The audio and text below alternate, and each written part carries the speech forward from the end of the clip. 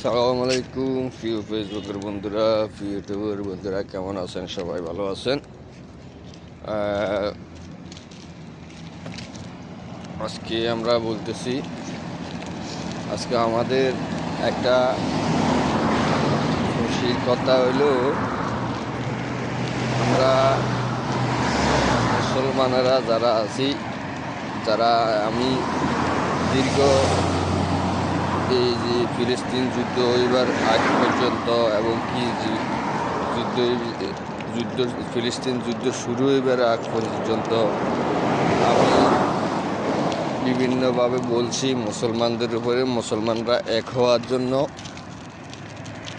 মুসলিম কান্ট্রিগুলা এক হওয়ার জন্য, এবং কি প্রতিটা মুসলিম কান্ট্রিকে আরবিতে, বাংলাতে সম্পূর্ণ আমি লাইভে কথা বলছিলাম, সম্পূর্ণভাবে লাইভে কথা বলছি।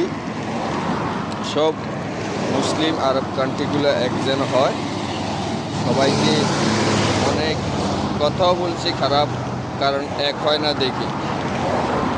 তো এই বর্তমানে যাক, আজকে খুশির খবর হলো, আমাদের যেই ইরানের যেই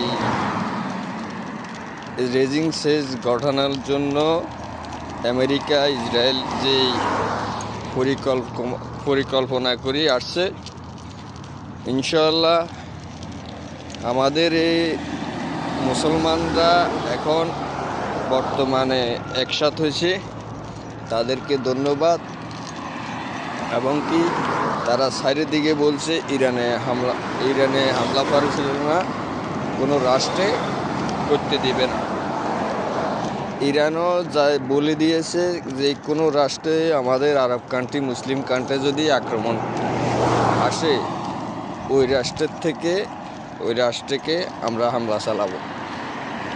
ইতিমধ্যে